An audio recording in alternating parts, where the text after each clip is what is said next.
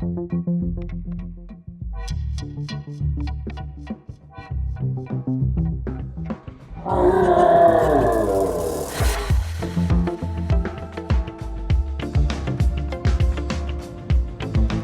it appears that it has saltwater damage from like years ago. Elongated holes here and here. Not good.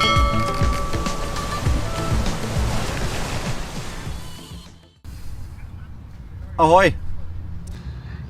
In the last episode I showed you that I found out my beams are rotten, and I had quite a downtime on this, but now there's a few weeks later, and yeah, after investigating a bit more I found out that it's not the whole beam which is rotten, it's pretty much only the far ends, and this is only on the port side. So there got wet and I have dry rot in it.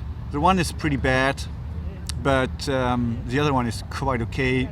Both needs treatment definitely, because they just sagging down like a quarter-inch, which is too much, and it's it will still sag more.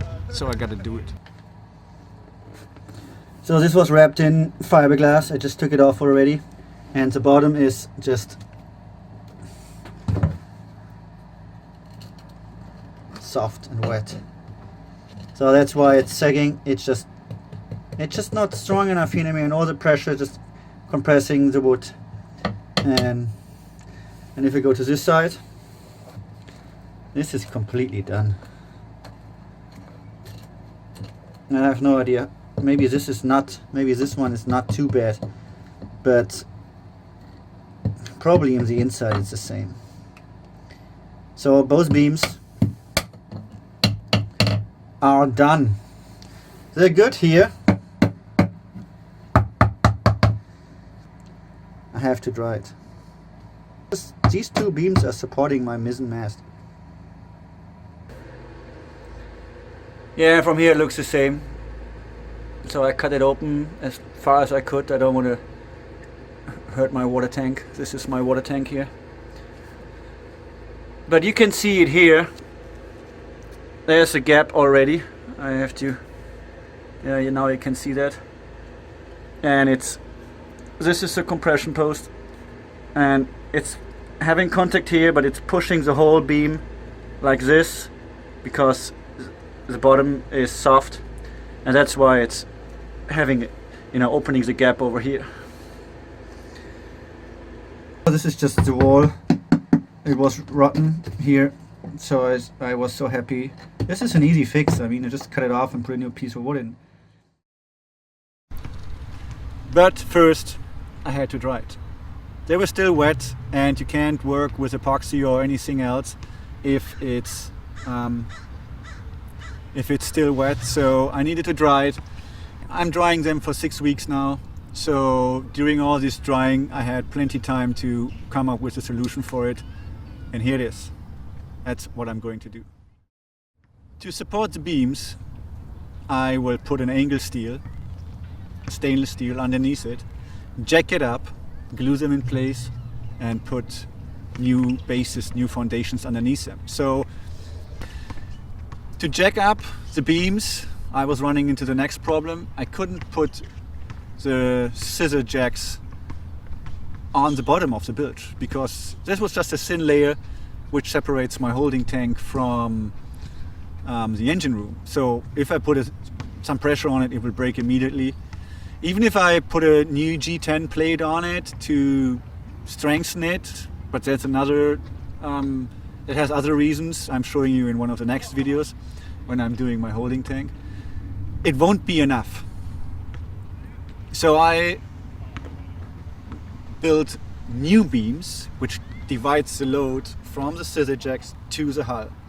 And because the hull is in a V shape, and it's not only like a V shape and it's parallel, it's opening, hold on, like this, opening to towards the engine room as well. It's a 3-dimensional cut. You can't just cut it and put it in. Then you have to pressure on one single spot, and with so much pressure on it, it will break. So I had to find out that it really sits parallel on the surface, and this only was possible by try and error. I just cut a piece of wood, did a rough cut, how I thought it would work, put them in, tried them, marked them, cut them, marked them, cut them. After I had a pretty good fit, I didn't cut them anymore, then I grinded them down, I sanded them down with a sander. So they fit perfectly on the hull and can divide the load over the full area. So this beam needs to jacked up. I told you that before, there's a little gap here. Because I can't put any pressure on the top of the holding tank, it will break. I have to bring the pressure down to the hull. That's why I built this. And this fits in here underneath. It was kind of tricky to find all these angles, but because this is going in 3 different directions, this is tipped, so it's opening to the bow a bit more, and it's getting closer, smaller to the bottom of the bilge, of course. So now this sits in here. I can put the jack on here and lift it up, and I probably will do it with 2 jacks, so I can just balance it a little better. This was quite tricky, but it was a good practice because I had to do the same for the new foundations. The basis I'm resting the stainless steel angle, the angle steel on, needed to be even more perfect. When I do structural bonding with epoxy, for example 2 pieces of wood or wood into on the fiberglass hull or fiberglass or G10 or whatever, or try to increase the surface where the epoxy can just stick to. That means on a flat area I just cut these little slices in, these little gaps, so the epoxy can creep in there, which increases the surface area and it locks it in place.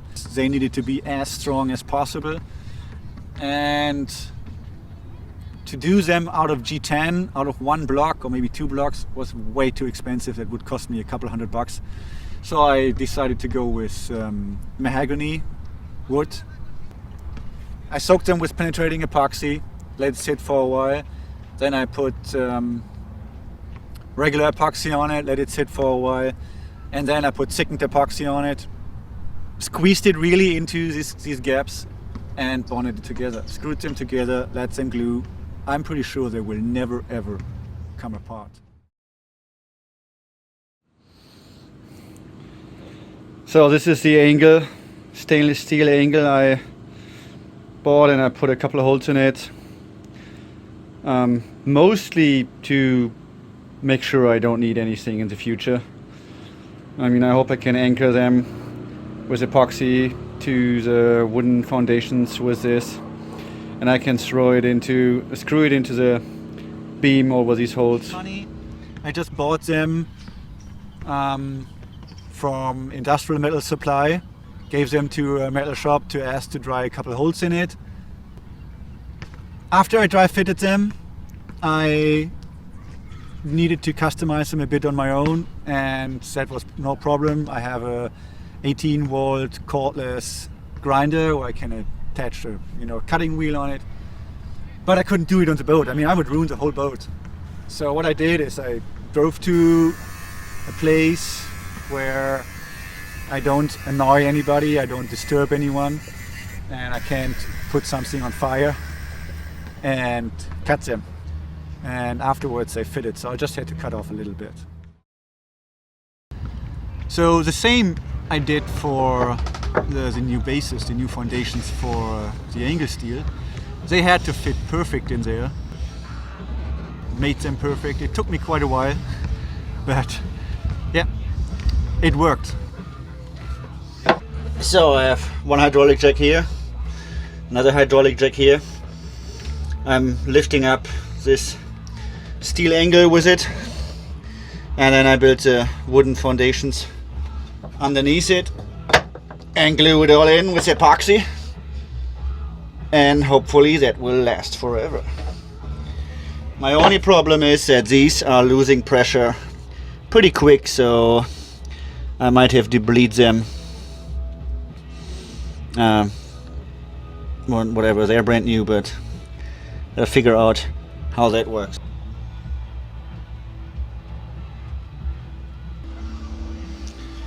So I can use these scissor jacks here. I like them better, they don't lose any pressure. But I don't have room for them on the other beam over there. They're good over here. It's holding pressure quite good, and pressure is up here, so this gap is closed almost. I mean, I will do a little more pressure once I do the epoxy tomorrow or the day after. But there's not enough room for them over there, so I have to use these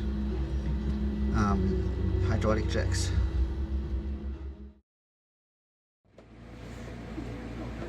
And another session sanding. Hopefully the last time, this time. Oh man, it's warm already. Once I had everything prepared, I needed to do the prep work, which means sanding and cleaning. And to avoid that my whole cabin is full of fiberglass dust, there was only one way. I had to climb in there. So I took on my Tyvek suit, and my brother closed the floorboards above me. I sanded it all, I wiped it all clean with microfiber rags and acetone. And once everything was in place, we could start gluing them together.